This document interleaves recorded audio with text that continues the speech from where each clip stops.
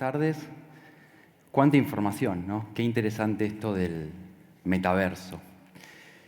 Quiero que de esta charla se queden con dos cosas, solo con dos cosas puntuales.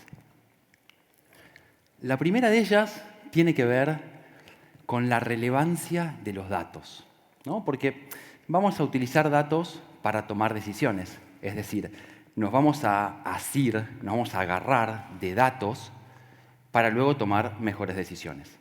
Entonces quiero que entre todos hagamos el siguiente ejercicio. ¿Ven los cuadrados A y B? Levanten la mano. ¿Quién ve el cuadrado A más oscuro que el cuadrado B? Levanten la mano, vamos, sin miedo. Muy bien. La mayoría ve el cuadrado A más oscuro que el cuadrado B. Sin embargo, ambos tienen el mismo color. Esto es el famoso tablero de Adelson, que pueden encontrar en varias publicaciones. Adelson es un profesor del MIT, seguramente algunos lo habrán visto en alguna publicación en Internet. Y lo que dice es que en realidad es una ilusión óptica. Y tiene que ver principalmente con lo que sucede alrededor de esos dos escaques o esos dos cuadrados A y B, con toda la información contextual que ustedes tienen. Y de hecho, alrededor de B tienen cuadrados más oscuros que hacen parecer a B, en efecto, más claro que A. Pero en realidad son iguales. Entonces, ¿qué quiero o qué trato de decir con esto? No se dejen basar en la intuición. Si tienen datos a disposición, úsenlos para tomar mejores decisiones. Por ejemplo, ¿nunca les pasó ir manejando en el auto y que alguno de sus acompañantes, en mi caso mi mujer, haga caso omiso al Waze y diga, no, vamos por acá que yo conozco el camino perfecto, conozco un atajo mucho mejor, tomémoslo y después terminás tardando mucho más tiempo? Si tienen datos a disposición, imagínense que Waze utiliza información de miles de usuarios en tiempo real que los están asistiendo en la conducción, entonces ¿por qué no usarlo? Y ahora viene algo bastante nerd, para que Mika no se sienta sola.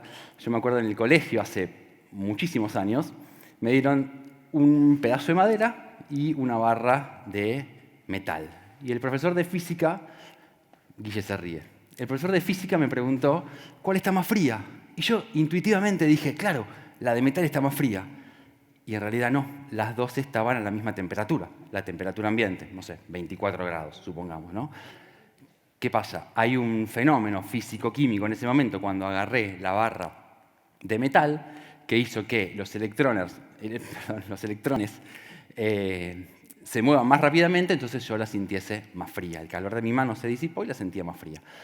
Entonces, volviendo a esto, yo sé que en este universo de información es difícil encontrar o saber qué dato es fidedigno y a partir de cuál puedo tomar la decisión, pero cuando tengo los datos tenemos que usarlos y no basarnos en la intuición. Otro ejemplo bastante usual tiene que ver, no sé si alguien invierte en el mercado financiero, los activos de renta variable. Están los fundamentalistas que estudian el estado de resultado de la compañía, los balances, los earnings per share y un montón de datos. Y estamos los chartistas que, en definitiva, lo que hacemos es mirar gráficos y analizar gráficos y entendiendo que en realidad las finanzas son, en definitiva, una ciencia social y el mercado se mueve por expectativas, ¿no? Por lo que va a suceder. Por más que te vaya muy bien, estés vendiendo muy bien, estés abriendo nuevos puntos de venta, la gente está empezando a adoptar tu solución de pagos, por ejemplo. Si en un momento los socios venden 1 millón de acciones, entonces lo que va a pasar es que el precio de la acción va a caer y el mercado lo va a percibir como algo negativo, como una falta de confianza. Y de hecho eso fue lo que pasó en una de las principales empresas de América Latina. ¿Qué quiero decir con esto? De nuevo, si hay datos, tratemos de utilizarlos. Y ahora pasemos a lo que tiene que ver con automatización industrial, que es el tema de la charla del día de hoy. En automatización industrial van a ver que hay miles o tal vez millones de datos disponibles. Tenemos que saber de qué datos me voy a agarrar para la toma de decisiones. Fíjense, seguramente escucharon hablar de IoT. En este caso es Industrial IoT, es decir, Internet of Things aplicada al mundo industrial. ¿Qué es lo que hacemos a través de Mouser Electroners? electronics, para IoT o Industrial IoT, aplicamos sensores que recolectan datos del mundo real, transforman esos datos en modelos digitales de motores, de máquinas herramientas, de turbinas de aviones, de turbinas de generación de energía, por ejemplo, y lo utilizamos para un montón de cosas. Entre ellas, predecir fallas y predecir cuándo vamos a hacer paradas de mantenimiento, por lo general fuera de las horas pico, ¿no? Y esto nos permite un montón de cosas, como reducir cuellos de botella, nos permite planificar el mantenimiento y nos permite ser también mucho más asertivos con las necesidades de nuestros clientes. Acá hay un ejemplo de Harley Davidson que pasó de 20 y pico de días en la fabricación de motos a 6 horas. Fabricaban una moto en 20 y tantos días, ahora la fabrican en tan solo 6 horas utilizando Industrial IoT en una de las plantas que tienen en Estados Unidos. Otra cuestión tiene que ver con la inteligencia artificial. Seguramente habrán escuchado mucho sobre inteligencia artificial, pero también habrán escuchado que la primera revolución industrial tenía que ver con fabricar en masa, ¿no? Esos famosos Forte que salían de la línea de producción, de a cientos, de a miles incluso. Pero ¿qué pasa? Eso no era personalizado. Ahora, con I 4.0, con Industria 4.0 y con Industrial IoT, tenemos un montón de herramientas para personalizar la experiencia del cliente. ¿Y dónde encaja inteligencia artificial en este caso? Bueno, justamente para tratar de predecir la demanda. Entonces, está estudiado que un determinado grupo socioeconómico o una determinada población va a preferir un tipo de automóvil o un tipo de computadora o un tipo de par de zapatos, por ejemplo, determinado. Entonces, se montan plantas específicas teniendo en cuenta el proximity to customer, justamente para ser más eficiente en la logística, más eficiente en la entrega y para satisfacer las necesidades de los consumidores de una manera mucho más asertiva. Por ejemplo, Starbucks. ¿A quién no le pasó una vez ir a Starbucks y tenés 420 posibilidades distintas para combinar tu café? Eso está estudiado. Entonces vos pedís, no sé, un toffee nut latte con extra crema. Y generalmente nunca te dicen que no. Para que eso suceda, hay toda una cadena de suministro, una cadena de abastecimiento que tiene que funcionar a la perfección para poner en ese momento, en ese lugar, la materia prima que hace falta justamente para que ustedes tengan el café en ese momento. Ahora bien, ¿qué es esto del Customer Journey y la aversión a los extremos que tal vez hayan escuchado nombrar? ¿Qué hacía Apple al principio? Ponía 3 computadoras. ¿Se acuerdan? Cuando ustedes googleaban Apple, se metían en la página de Apple, querían comprar una computadora, ponía 3. ¿Y por qué 3? Bueno, por este teorema de adversión a los extremos, en donde, ¿qué pasaba? La gente, para no pifiar, compraba la máquina del medio. ¿Y por qué hacen eso? Bueno, porque si compraban la más económica, tenían miedo de por ahí quedar desactualizados rápidamente, y si compraban la más cara, decían, no, esto es para gamers, para profesionales, y no le voy a dar el uso que podría. Entonces, iban al equipo del medio. ¿Qué pasa? Con esto de la ultra personalización, si ustedes entran ahora, por ejemplo, a Apple Store, van a ver que hay 2 modelos de computadoras y ustedes los pueden personalizar por completo. La memoria, el disco, el color, cada vez hay más colores disponibles.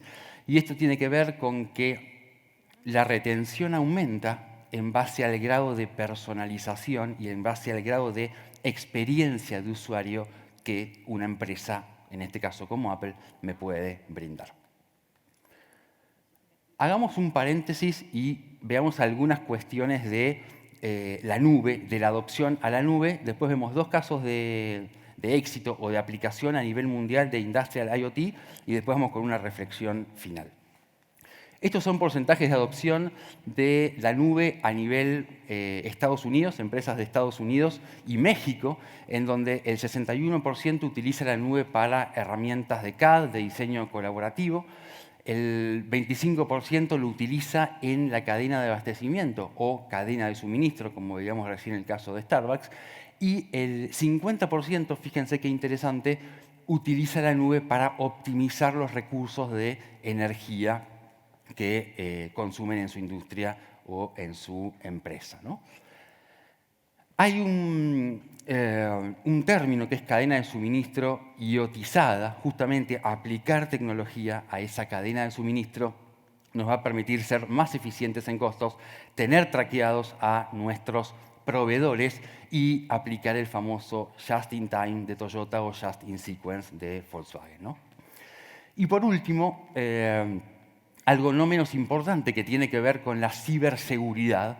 66% de los encuestados dijo no estar muy seguro o que tuvo un problema de seguridad en el pasado. Y de hecho acá está el ejemplo del Bellagio, un casino en Las Vegas que se metieron en la red a través de un sensor de temperatura en una pecera y de esa manera pudieron desencriptar la información de miles de apostadores que después terminaron publicando en las redes sociales. Entonces, con algo muy sencillo, como medir la temperatura de un recipiente, puedo tener una falla de seguridad que me permite acceder a información sensible de empresas, bancos y gobiernos.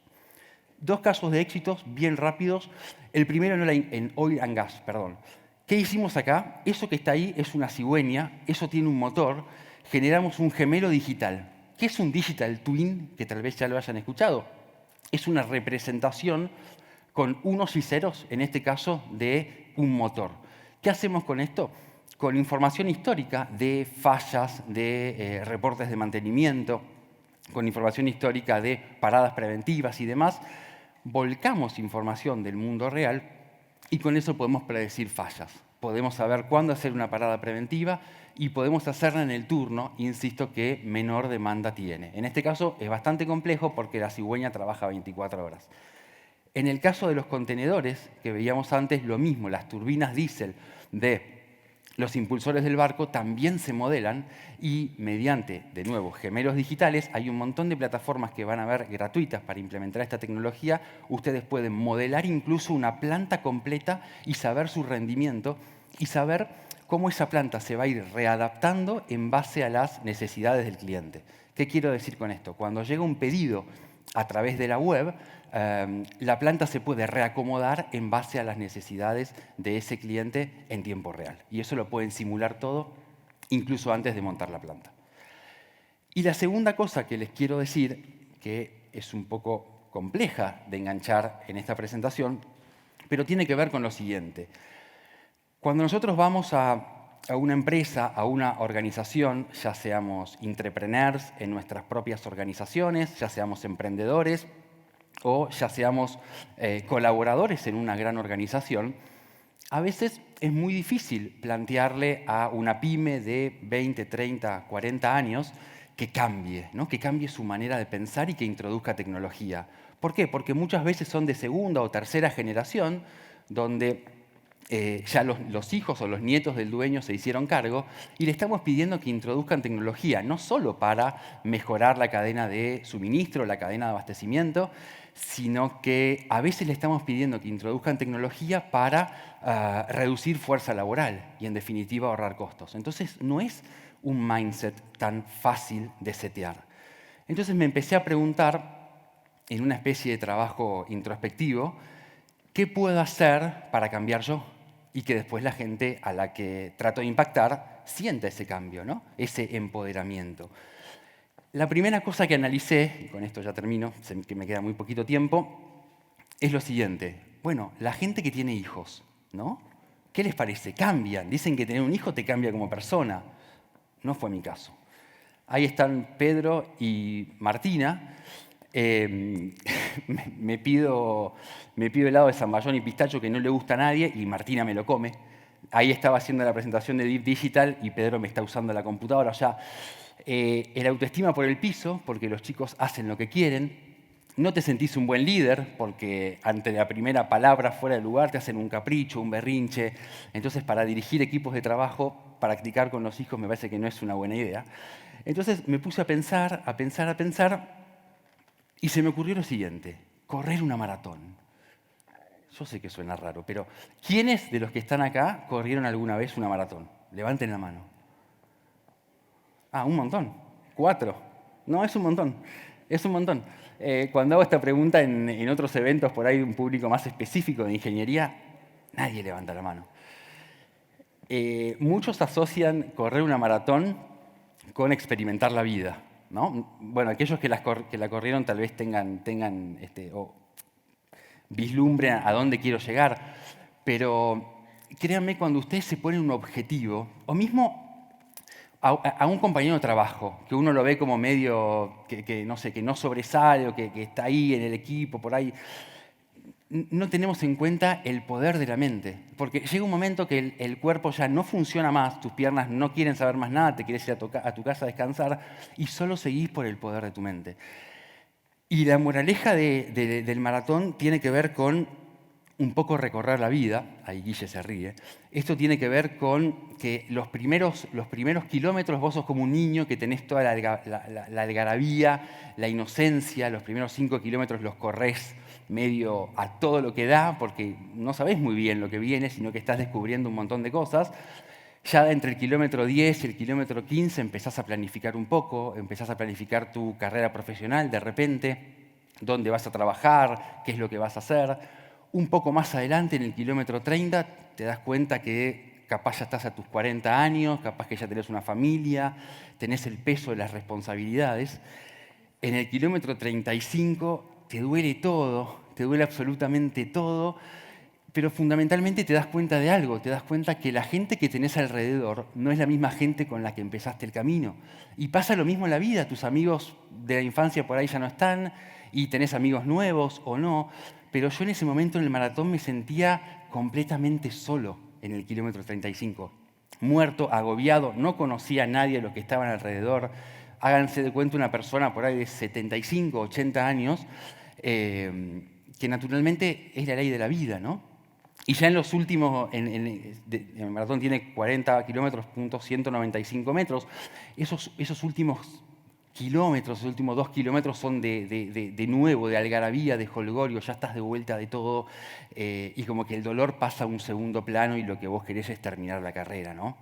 Y me parece que está buenísimo probar este tipo de actividades entre ustedes y también entre sus equipos de trabajo. Si en algún momento pueden hacer, el cruce es una carrera de 100 kilómetros. Acá la hice con un amigo hace una semana, con Francisco. Nunca nos pusimos a prueba de esta manera. Fueron 100 kilómetros por Villa La Angostura. Jamás pensamos que lo íbamos a poder hacer, pero cuando estábamos ahí decíamos, bueno, prepara, el de acá puede, el de atrás puede. Si todos, o sea, intentémoslo. De nuevo, el cuerpo estaba totalmente agotado después de 3 días de correr por la montaña. De nuevo, el poder de la mente. Muchas veces no damos cuenta, no tenemos una dimensión. Y lo que quiero decir con esto es, no juzguen solo con mirar a una persona, no juzguen por las apariencias, sino que, de nuevo, básense en los datos, básense en la información que tienen y de lo que esa persona es capaz de hacer en sus equipos de trabajo, en sus empresas, en sus organizaciones. Los invito a escuchar nuestras charlas de tecnología. Se llaman Tech Talks. Nos encuentran en podcast en Spotify o en Apple Podcast. Así que con mucho gusto los que quieran participar, por supuesto, también están más que invitados. Muchas gracias.